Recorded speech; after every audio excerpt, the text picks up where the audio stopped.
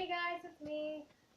I should be in the mountains right now camping, but bad day. Let's just say that. I don't want to talk about it.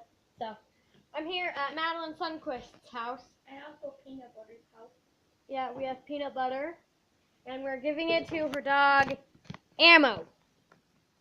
Come You here, yelled at him. You're like, Ammo! Sorry. Here. Eat it. Just so you guys know, we're not giving him anything bad. Peanut butter is super good for them. It's good for their health.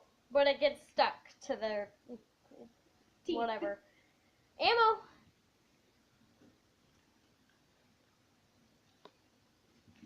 Ow, I can't get down.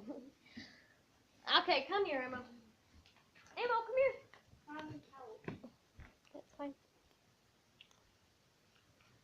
Tor. Why are you? He's like eating towards Must like, you lick my shirt? Okay.